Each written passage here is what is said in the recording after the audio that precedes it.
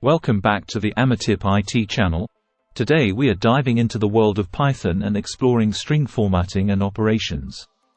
Strings in Python are sequences of characters enclosed in either single or double quotes. String formatting allows you to insert dynamic values into a string by using placeholders. The most common way to format a string in Python is by using the format method. To use placeholders, you add curly brackets inside your string, and then call the format method to replace those placeholders with actual values. You can also use positional arguments in the format method to specify the order of the values. To format numeric values, you can specify the number of decimal places or control how the number is displayed. String concatenation is a way to combine multiple strings together using the ++ operator.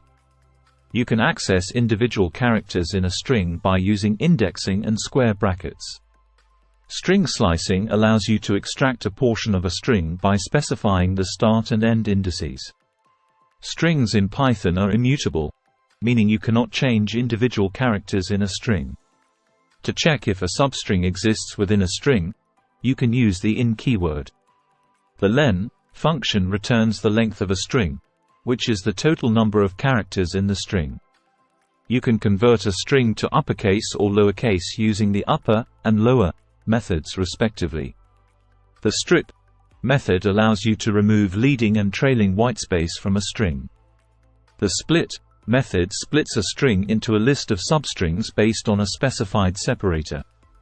The join method allows you to join a list of strings together with a specific separator. The replace method replaces all occurrences of a substring with another substring. You can check if a string starts with or ends with a specific substring using the starts with and ends with methods. The isalpha method checks if all characters in a string are alphabetic. The isNumeric method checks if all characters in a string are numeric. You can also use the isDigit method to check if a string contains only digits.